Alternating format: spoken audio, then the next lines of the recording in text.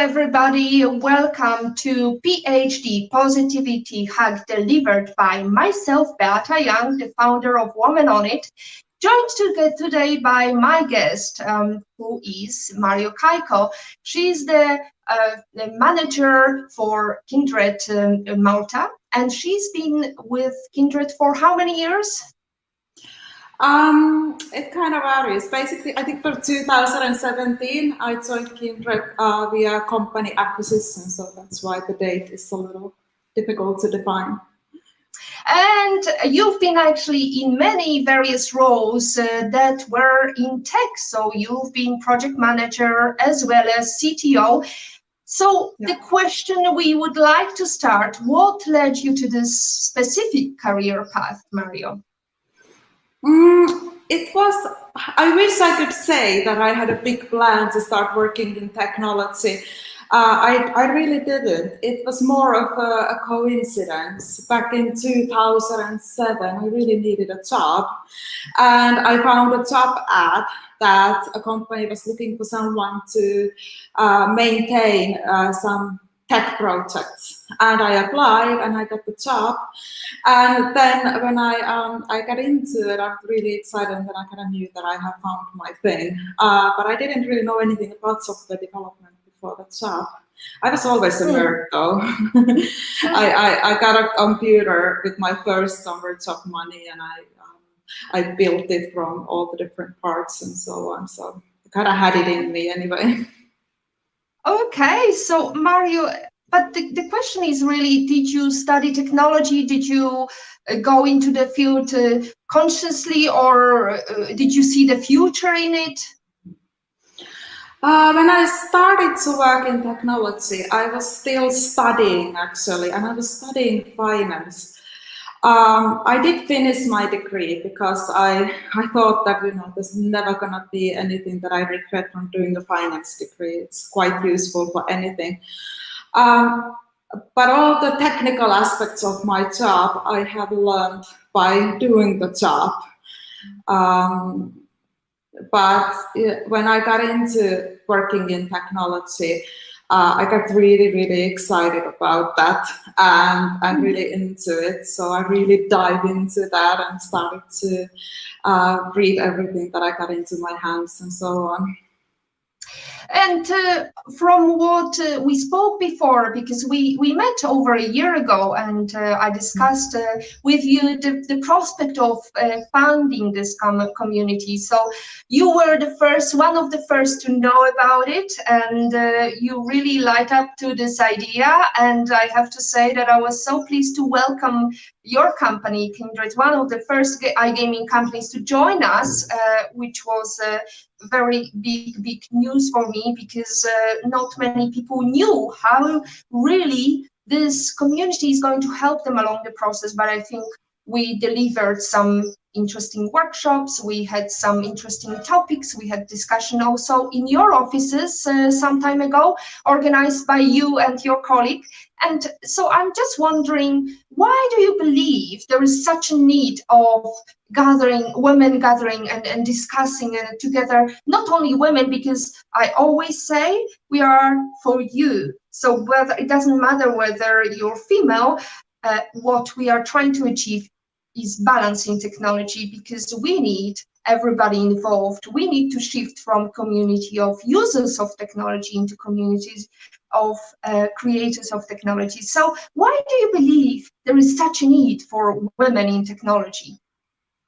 I think not only the women who already work in technology join these meetings and join to participate, to see these kind of streamings and everything. Also the women who are considering a career or might be interested to start learning coding or something.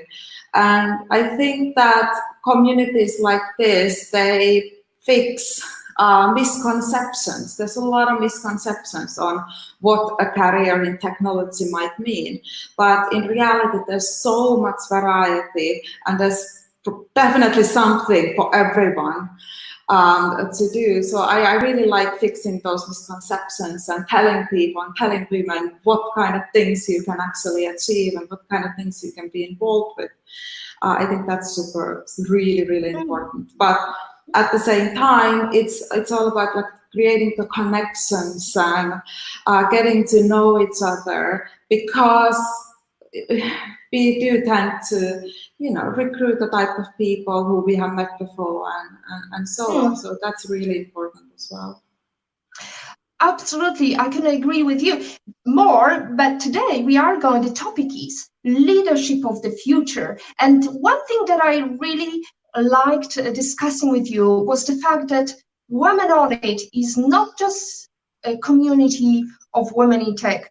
We are here to deliver more leaders, because my job is going to be so much easier if we've got a community of leaders who are willing to make a change, and by this big wave we can create a storm. So why do you believe there is a future for female leadership? That's a really good question. I think that I talk a lot about like modern leadership, and I do write articles about modern leadership. I think that the requirements for leadership have changed a lot. And I believe and I think and I have seen that women have a lot of those qualities that are required in today's leadership.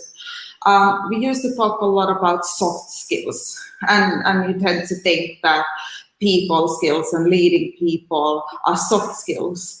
But I believe that these soft skills in today's world are hard skills. And it's the emotional intelligence and leading people, because the jobs have become really highly specialized. And there's a specialist, like a software developer, they have years and years of training behind them and a lot of experience. And how you lead these kind of people is so different than how you would lead, I don't know, an organization of, well, people usually always refer to army, for example, but yeah, and I think that women have a lot of these qualities and skills, and they can be excellent leaders, very successful, excellent leaders. So absolutely. I couldn't agree with you more. Sorry, Mike, to Marjo, to interrupt you. You've got, I would say, double meaning name, and actually you said, don't worry, I'm a female, because everybody thinks you're a male, and actually that could probably be a helping factor in your career, because apparently female leaders are perceived either as being too weak or too aggressive. So and male leadership is, and it's proven by research, male leadership is more welcome. And actually, Melinda Gates, in her book, The Moment of Lift, How Empowering Women Changes the World, talks about there are two feelings that is necessary in leadership, that a leader should have. One is empathy, and one is love. And actually, that's really strikes me as a very interesting topic, because nobody talks about love. No politicians talk about love. You wouldn't hear about, oh, let's talk about love in today's board meeting.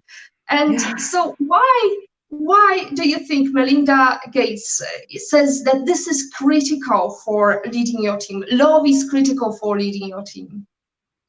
Like I mentioned, like you're leading highly specialized people, so you're relying on them a lot. You're relying on them to deliver and to know that they know what they are doing. And so you need to offer something else, and that is the environment that they work in. So you're providing empathy, and you're providing encouragement, and you're providing positivity, and all these kind of things. And you need to be kind of genuinely interested in the people that you're working with. So I haven't heard anyone saying anything about love, but I think you kind of need to love what you're doing. You need to love leading people in order to be good at it. And I think people know this, that they know if you're like it or if you don't like, being, if you're not a people person and you don't like it at all and you're not very social, people know that. Yeah. Oh, absolutely. I have to say that actually having teams with different backgrounds and knowing what their needs are, what their history is really helping in informing the team and in onboarding them. And although I have to also say, because part of my business is also back in Poland, and when I moved to Malta, it was quite tricky for me to still manage my team. So because I couldn't see them face to face, I couldn't see their expression. Sometimes it was just a phone call. We didn't really use that much of modern technology, I mean, in terms of Zoom or other platforms, but I had to make sure that they are at the same level. They know where the company is going. How is onboarding now for you? Did you, for example, have to hire someone while working still remotely, or did you have to maybe make somebody redundant? I'm lucky. I didn't need to make anyone redundant. It's just a really big deal for me. But I did onboard someone. I did recruit her earlier, but I did onboard her during this time. And it's been quite interesting. When my team started to work remotely, I encouraged that we move all meetings to video meetings. And now that people have gotten used to it, everyone is using it because so much the communication is non-verbal and it's happening, you're reading facial expressions and so on. So when I onboarded someone, we have a daily catch up with her, and by the end of the day, and we chat, and she's telling me what she's been doing and what she needs from me and what kind of tools she might need, or just it's an informal one, so we talk about everything. But the technical onboarding that she's doing a lot with other people than me. But I might connect her to the right people and so on. It's been quite interesting. But I think she's done excellent job, so I'm very happy. Good. I think it's also, again, it's like with personal face-to-face contact. You have to know the person and you have to know what tickles them, whether it's money, whether it's other means of motivation. You need to make sure that you motivate them the right way. And this is where actually emotional leadership comes in. I believe that when Kevin McCleary talks about why women are delivering the best return, he actually talks about the fact that all his investments made in women-led business gave better return because they were more emotionally connected. They gave the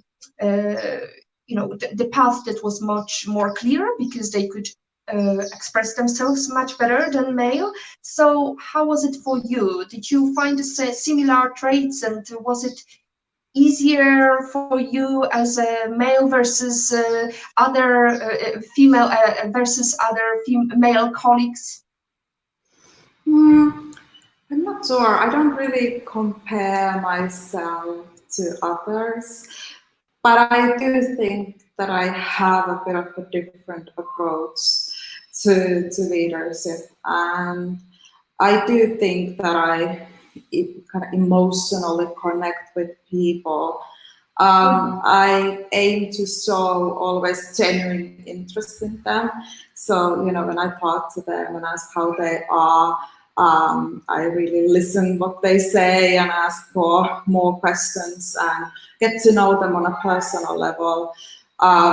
Also because I want to build personal development plans and to know what the people are good at, what kind of skills I need to encourage more, what kind of skills we need to build on. And they are not always technical skills only. They can be something like confidence or communication or things like that. So you do need to get to know people in order to be able to do that. But like I mentioned before, I said there's a future in female leadership because women have a lot of these qualities like emotional intelligence and so on. I do find these extremely useful and successful skills. Fantastic. But you know, that's one more thing you mentioned earlier about women being referred to as aggressive and these. It was quite interesting. GitHub also made a study, and they studied how much a code created by women gets accepted. And when people knew that it was created by women, there was a clear difference that they got less accepted. But if they didn't know the gender, the women code was accepted in more cases, so the quality was actually better. And then, the female were often referred to as, aggressive and, all these kind of terms, and the men were never referred to those terms. So, well, there is definitely this perception that small steps lead to big accomplishments, and I'm a firm believer in micro actions, which are the tiny bits of actions that if you take them every day, they're gonna make the process much easier. So, yeah. And actually, this brings me at this great story of Eleanor Roosevelt talked about. To handle yourself, you need to use your head, but to handle people, you need to use your heart. So that actually applies very much so. And I think, given the fact that you're a mother yourself, you're a recent mother, and you've got a 10-month-old son, I was wondering, how did perspective change for you? Because from my observation, I changed after giving birth to my daughter, and I was more kind of emotionally unstable. And you may call it however you want, maybe it was hormones, but actually, I discovered that I cry after a sad movie or, Titanic or whatever the movie was. And how was it for you? Was it a difficult process to come back to work? And I know that you've got some exciting story to share about how your parental obligation are shared at home. So how was it for you, Marjo? I did, like, coming back to work, it wasn't that difficult for me. Like you mentioned, I don't know, it's an exciting story, but when we did plan to have a baby with my husband, we already then agreed that he would stay home to take care of him as a, stay-at-home father. And I did take 5.5 months off from work and then returned back to work, and my husband is, still taking care of our son. It wasn't that difficult for me to get back to work because I just knew that my son is so well taken care of. If it would have been some stranger to leave my son to, I would have been really upset. But I changed definitely when I had a baby. I felt like that was the moment I grew up. That was the last moment when I was definitely an adult and having this responsibility. But it was a very positive experience overall, and it's been wonderful. Now he's 10.5 months old, and I've been back to work for quite a while. But the company that I work for is also very flexible, and to combine parenthood and work and so on. So I feel like in my company it is as easy as it can get. But to me, it comes so naturally to being able to work as well. It's my own thing, and it's very important to me. Excellent. We've got some questions coming from our audience. But bear with us a second. We're gonna make sure that all the questions, or majority of them, are answered. And Marjo also have got some exciting links to share. We'll share it after we talk to you, so you don't run away to check out what we've got to share.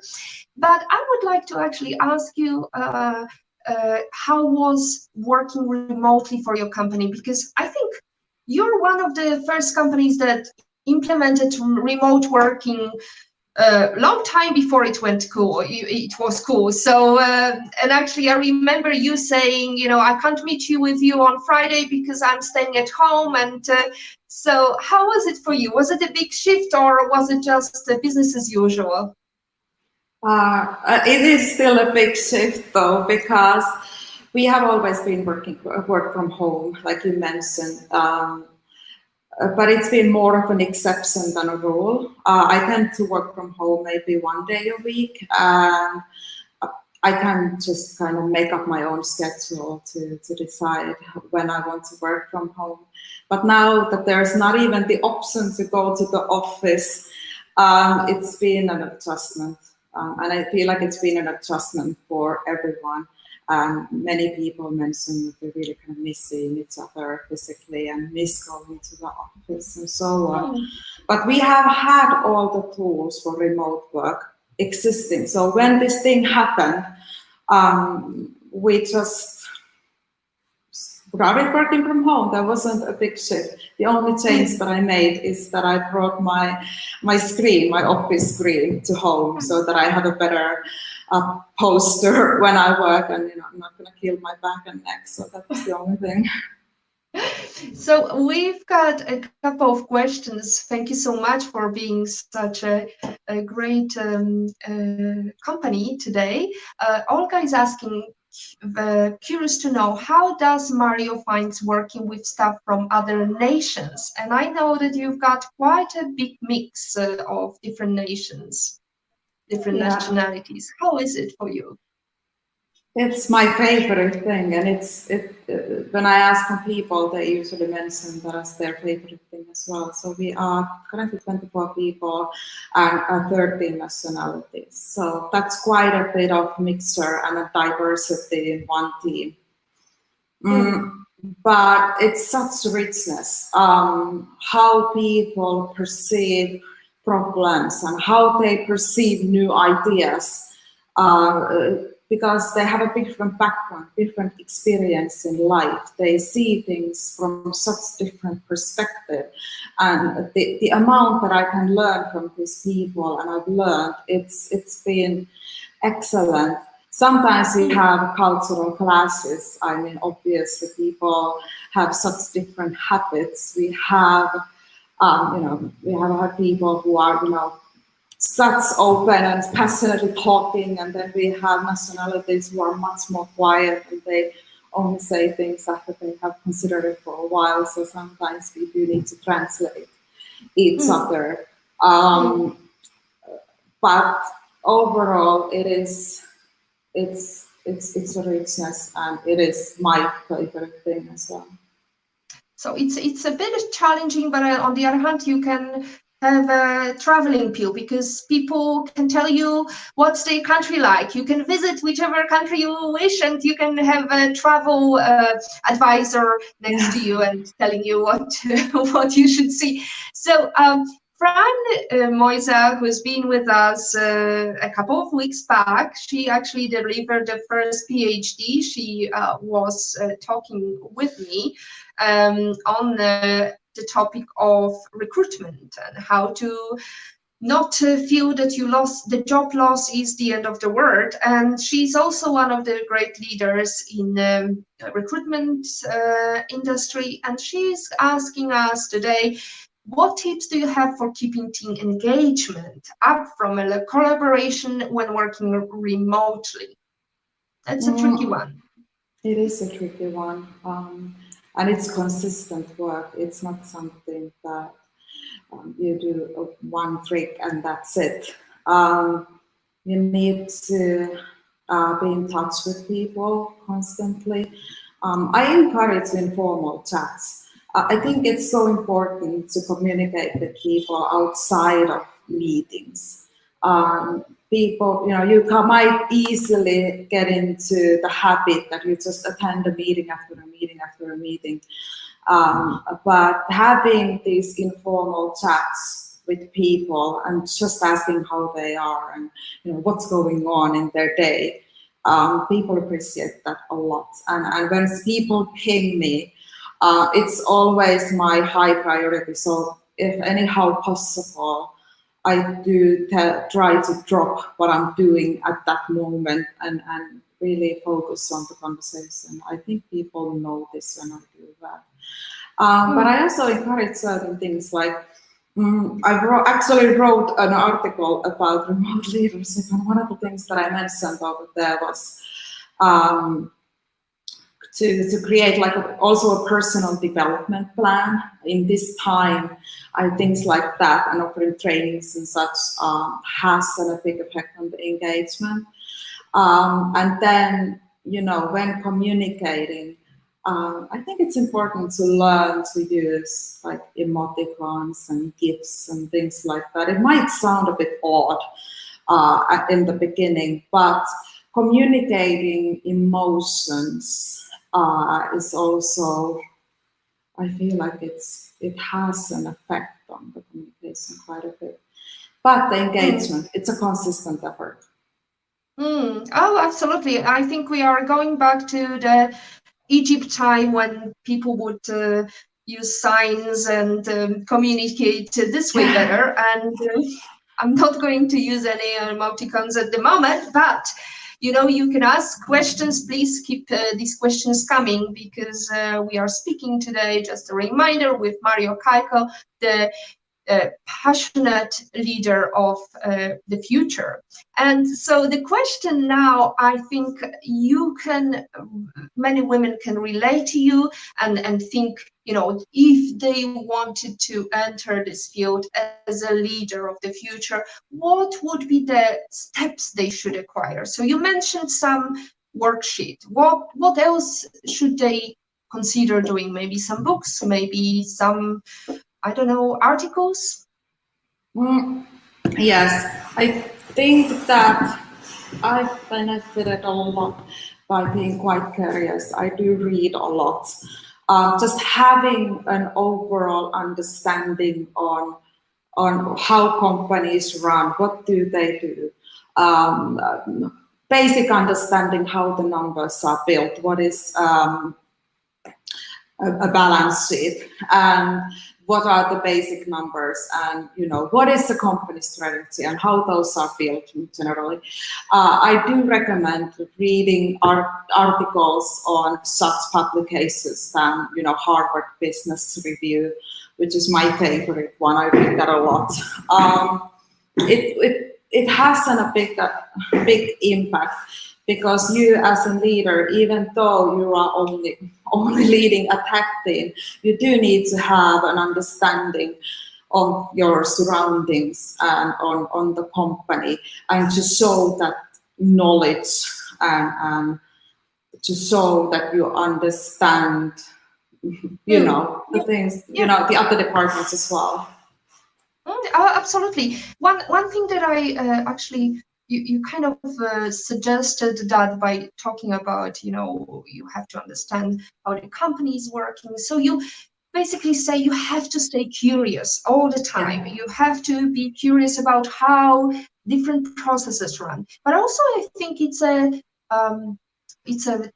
task for a leader to do that to your team, and also define other leaders, because we are entering a different era. It used to be like a management style of, I keep all the power to myself and that's how I feel important. Whereas now it's more, I feel important because I divide my tasks and I make sure that everybody is part of the team. So how do you think that is, how do you define, for example, leaders within your team, and how do you divide these tasks among your team?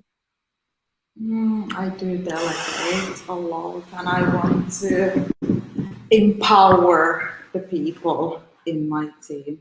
I want to recruit the type of people who are smarter than me and know things better than me to empower them. So I do believe not holding on to everything and trying to control everything, because it's a common effort. The better that your team members do, the better you're doing. So having the skill to delegate is extremely important. Oh, absolutely. We see today we are joined by Mariela. Hello, Maria. It's lovely to see you. And Mariela, she's the president of BPW, Business Professional Women. It's a delightful pleasure to have you here. And Mariela is asking, what advice do you give women who are re-entering the workforce in the post-COVID environment? That's a really tricky good one. question and a tricky one. I think I can give one advice, and it's to have confidence. Women tend to lack confidence and tend to underestimate themselves so much, and they tend to not look at themselves as the same line as others. That's a big problem. If women just understood that they have the same skills as the people above them, and they have the same knowledge, or even more than that. So to have a lot of confidence in your skills and your competence, and to show that people rely on people who they think that are confident. If you show confidence, then people, they must know what they're doing. But no one knows what's going to happen after the COVID situation is over. So I'm curious to see that.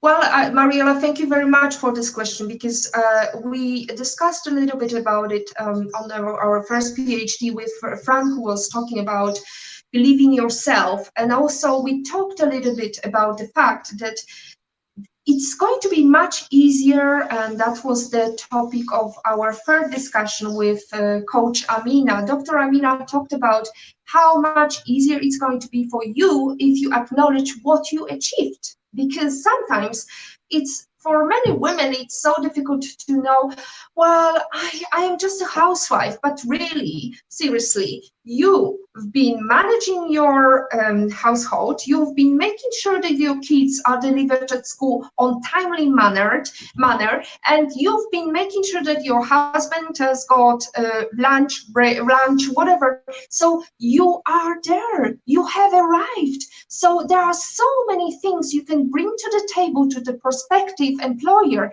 You just don't realize, you don't make that list. And until and unless we make that list of things we achieved, things we've done, whether you're a housewife or whether, whatever background you were coming from, you've got things to bring to the table. You just need to show the passion and believe in yourself. So, because nobody wants to, not many people will want to employ when the situation is going to change from less than 3% unemployment to, I don't even know what the statistics is at the moment, but it's going to be somewhat different environment and different scenario for many employees and many employers. And so I think that leads us to the question of how, what are the 5 kind of leadership traits that everybody should have, that you believe that you want to see in your team, Marjo? So I have been doing some talks in the Women in Tech forums, and one of the talks that I deliver is the main competencies every leader in today's world should have. And I mentioned 5 main things, and these 5 main things are based on statistical data. So both leaders and employees being investigated to and what they think that are the most important things for them, and also based on my own experience. So the first one would be to provide safety, the sense of safetyness. That's it's a neuroscience fact that when we don't feel safe or we feel threat to our safety, we kind of go into this flight or fight mode, and it will automatically shut down certain functionalities from our brain. we are not able to innovate or come up with new ideas and so on. And the sense of safetyness can be threatened in a lot of ways. So it's not just the physical one, it's also something that, you hear a rumor in the company about something that, you realize that, it's going to have an effect on my job. And, you immediately get into that feeling. Yeah, it's actually something we talked about with Fran, which was if you're thinking about firing or making redundancies, make sure you speak to your employees, because in a couple of months' time, the situation might change and these people will not want to be with you if you didn't make sure that they are on the same page and they understand why company had to make this or other decision, right? Yeah, and communication, if you ask any employee from any company or anyone, what's one of the main issues in the company, everyone is going to say communication. But yeah, the other skills that I would say, one of them is like nurturing growth. And when I say nurturing growth, it's not about providing trainings. It's about getting to know the employees and getting to know their strengths and what they are good at. Not even they necessarily know themselves, or they understand or know what their career path should look like. So you as a manager, you need to get to know them. And it's so important to build on strengths, especially women tend to look at themselves and think of what are my weaknesses and trying to fix them. But what you mentioned earlier about, I'm just a housewife. But think about your strengths. Think about your, you might have excellent organizational skills or excellent stress management, or you're really good at making quick decisions, and build on those. Just don't try to fix everything about yourself. Everyone has weaknesses, and what's the point? When the nurturing growth it's so important, and personal development plans and providing opportunities and challenges to your employees. And yes, and then there are things like communication and belonging, because communication and sense of belonging is like a human need, like food and shelter. The worst punishment that you can give to a person is in a prison, is to put them in isolation. People rather spend time with other people who have murdered their mothers than be isolated, because the human need for connection is so strong. So you need to have the skill and ability to build that sense of belonging and connection to your employees in the team. And I did talk about communication before already. I cannot highlight how important to be able to communicate is, and how much to pay attention to it, and how much it's important to communicate outside of meetings as well, and encourage that informal communications in chat. I think chat is a great tool. I think it's so underestimated, undervalued.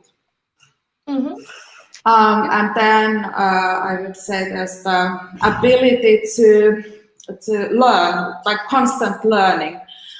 First of all, you as a manager and leader need to lead by example, that you are able to change opinions and admit that you're wrong. If your team members, challenge you, my team members challenge me a lot. If I say something, they definitely challenge what I'm saying. And I think that they appreciate me more when I'm able to say that, you're right, I was wrong. Yeah, that's a really valid point. Than if I wouldn't be able to do that. So that's extremely important. And when you do that, and you create the type of environment where it's fine to be wrong, it's not a big deal. Then people, they learn from each other, and they are more able to change opinions and so on. So this kind of constant learning is also extremely important. Yeah, so we've got 4 or 5. So there was safety, nurturing, sense of belonging, and curiosity. Yeah. Yeah. I wonder what I'm missing something. Doesn't matter. But that's actually quite funny, because I was trying to motivate my daughter, and my daughter at one stage was like, "Why do I want to learn math? I don't want to go into maths, and I hate, and I hate physics. Why do I need to do that? So my explanation to her was, look, girl, you're gonna enter this room and there's going to be the most fantastic looking guy, and you're gonna look cool if you're going to impress him with some knowledge. It doesn't have to be deep, but at least when he says, I'm astrophysicist, you're not gonna say I'm a Capricorn as an answer, right? Yeah. By the way, the last one was diversity. Oh, the last one, One of the most diversity. important things that we spoke about already, diversity. Like, it's not just the Yeah, diversity good. of your team, but the diversity. I think you as a leader are as successful as you have the diverse connections and the network that you have around you. So you need to connect with people outside of your normal social circles, or outside of your age group, or outside of your gender, and get to know people and learn from them, and obviously different nationalities as well. It is such richness. But yeah, diversity is so important. It's a necessity. It's diversity drives innovation. Let's face it, when you've got people coming from different backgrounds, with different history, with different experience, and coming and in collaborative process, bringing some new ideas, it's going to be much better than if you worked on it on your own. So sense of belonging, that's a tricky one when you've got remote teams. How do you keep that sense of belonging? What are maybe some exercise or maybe some tips? How do you manage to keep them belonging to your group? Well, I was lucky in the sense that the team that I have, they are, even before this situation, spending a lot of free time together and so on. So they do a lot of things that doesn't include me. But the things that we do with the work, we started, for example, a daily coffee break. Yeah, we do that at 1 o'clock. It's just an informal chat. I usually, inform and communicate something that's going on and something that's been happening. It doesn't necessarily have to be super official things.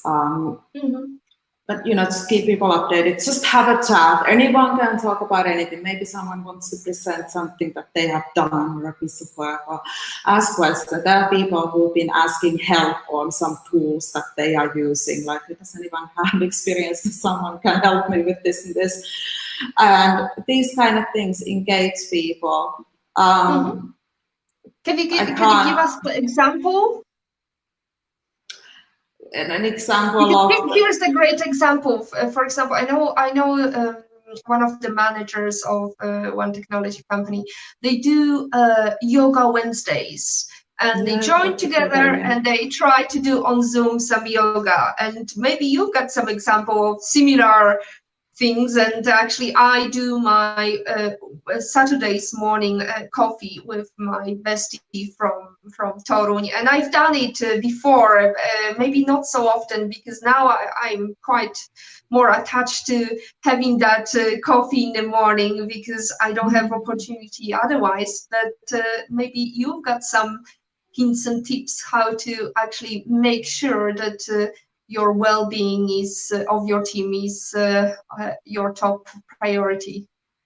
Well, we do the daily coffee break, and then we have this end of the day call. It's not compulsory to attend. I mean, usually there's just maybe half of the people, or even less, and different people every day. But the idea of that meeting is that you kind of let it all out. People can rant or just let anything out that they've been doing on the day that's been bothering them and annoying them. And when that meeting is over, the workday is done and you don't get back to it. So you kind of clean the slate, and then you stop. Because when you work from home, it might be very difficult to define when the workday ends and your free time starts. For me as well, so I just tend to go into my computer and check something, and Yeah, that's the idea. So, and we don't do yoga or anything. I think that's a great idea. We should start doing that. But the end of the day thing, it's more of a mental somebody, health. we just had a reaction emoticon with a cry face. Maybe it's somebody from your team wishing to have some yoga. Who knows? I hope they can explain why this tear face on our discussion.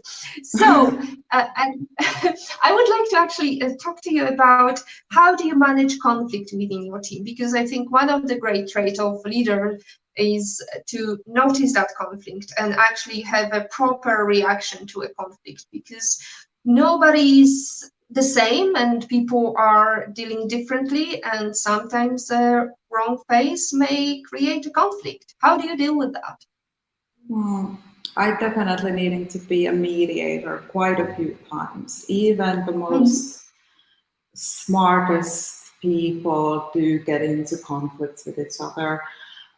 So I get involved as a mediator. I don't take sides and just try to always, if someone is hurt, then try to remind them that, I'm sure that it isn't, anything personal, and just try to kind of translate these two people to each other, because obviously there's been some kind of a misconception. People don't usually try to hurt each other on purpose. So these things gotta happen by accident, by misunderstanding. So this mediator role is not always easy either. And there might be some conflicts that you're not able to negotiate, but so far, we've been managing to do that. And once the conflict is over and it's done, then it's done. We don't get back to it anymore.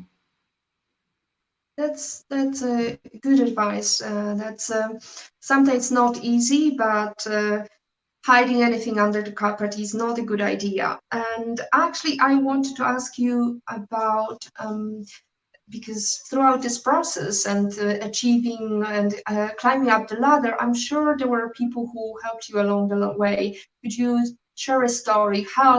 Who impacted your career the most? Why and how?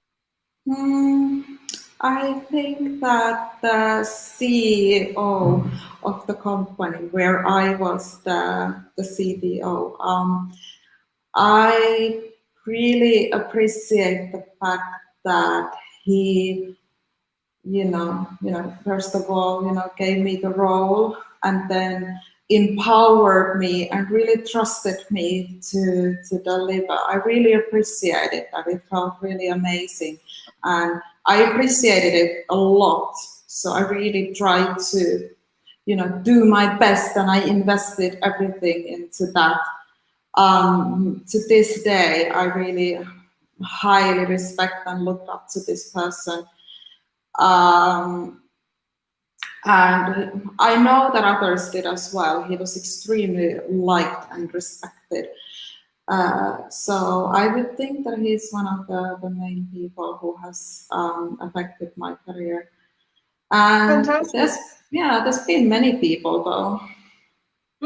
I think this is another that interlines with what you said before, which is you need to make sure that people see the potential in you and prove it every day, which is kind of tricky. You had a very good situation because your husband is very supportive. He's now looking after your son.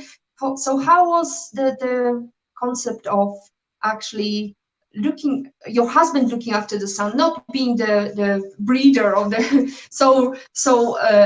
bread winner of the family? How was it, this situation? Because I actually have to say, a friend of mine who's got similar scenario at her home was met with a lot of skepticism, and also her husband is not really perceived as manly enough. How is it for you, Marjo? Well, it's definitely a bigger problem for others than for us. Yes, we do face some judgment as well. I remember when I told people that, I'm coming back to work. I'm taking 5.5 months off and then I'm back to work. I did get a lot of skepticism, and people like, yeah, we'll see, we'll see about that. It's not gonna happen, you're just saying it. And that felt a little odd to me. It's like, I'm able to make my own plans. But people do sometimes give us some judgment. It's like, I don't know, I review my husband as extremely manly and masculine being, and I appreciate the fact that him being a stay-at-home father doesn't have an effect on his self-confidence. Quite the opposite. He's really proud of it, and that makes him so manly to me. And I just try to show people by example, I guess, that this also works. My husband is Finnish, though, and in Finland it's quite common that the men stay at home for a while as well. So I don't think it was that a big deal for him to begin with. Well, it's certainly the way Finns are dealing with roles at home is somewhat different to Malta. Can you delve into it a little bit? Did you have some difficulties explaining what it's like? I don't know. Sometimes, I mean, my husband is home, so obviously he's doing a lot more housework than I am, doing the laundry and taking care of stuff. People do sometimes wonder, and when you speak to people, you see from their faces that they kind of want to say something, but they don't. But I don't bother to explain something that doesn't have anything to do with them, I guess. Well, that takes a lot of confidence. You don't really care about what other people think of you because it's none of your business. It's really what you are trying to achieve, and it's as you said, it's about emotions, not being able to talk about emotions, not being emotionally as unstable because there is. No way in business to be emotionally unstable. There are some ways you can deal with the problems. And that actually brings us to how do you believe your son's future is going to be? Because he's got a strong female leader at home, he's got a father who's looking after him. What do you think his future will be? Whether technology, whether it's how he's going to be perceiving the world, what's it like for him? How can you delve in the future? That's a tricky question. I'm not sure what his future will bring. I'm really curious to see that. Now that I'm watching him grow up, I already see kind of like what kind of personality he's going to be and what kind of temper he has. I just really want to encourage him to following his dreams and just following the things that he is passionate about, and also to work hard on those things, to really try to achieve something within them. But I'm a little bit scared considering the technology and what kind of effect that will be, and how am I able to teach him on how to read internet, because internet is so full of all kind of things. So how is he able to understand what's right and what's wrong, and what is correct and what's not, and how to keep him safe from the type of content that I don't want a child to see, and so on. So these are the kind of things that I think about, and I'm scared and I don't know the answer to. So I guess I'm gonna find out. So would you say that's one of, because this was the topic in our previous PhD, would you say the fear of your child's future is the biggest fear at the moment, or is there any other fear that you're kind of struggling with at the moment? I'm not afraid of his future. I don't think I'm afraid. I'm kind of curious to see what the future will bring for him. I don't think I have any kind of very big fears at the moment. I do consider myself extremely lucky that in this situation I'm able to continue in my job. I'm employed, my family is healthy and doing well. I try not to be afraid of things that I don't know that will happen, for example. I just hope that, obviously things will stay as they are. I think it's also what helps is the ability to adjust to change, because one of the topics, Malta, we are based in Malta. You're, I guess, talking from Sliema, the biggest expat ghetto, right? Yes, yes. Indeed. So in Malta, just last year, we launched the artificial intelligence framework, and we talked about how many people are afraid of losing jobs, whereas the concept of losing job because there is artificial intelligence who is going to be more intelligent than humans is rather funny, given the fact that at the moment nobody thought about COVID-19, and we've got this great platforms. And actually yesterday I attended one of the Wall Street Journal meetup and online, and they struggled with the Zoom meetup, and Vimeo was collapsing every so often. So technology is not up to scratch really, and what we really need to focus on is the only certain in life and in business is change, and you have to adapt to it faster than it is going to scare you. So on that note, we are hitting last minutes of questions, and we've got an interesting question. I know that you didn't really want to comment on that, but let's delve deeper into the topic of. Let me just see that. Sorry. What are there differences in management approach, female and or male? Did you notice any within your team or in the company? I don't know. I feel a little, sometimes weird to say that, females are like this and men are like this. But I do think that women have generally better emotional intelligence.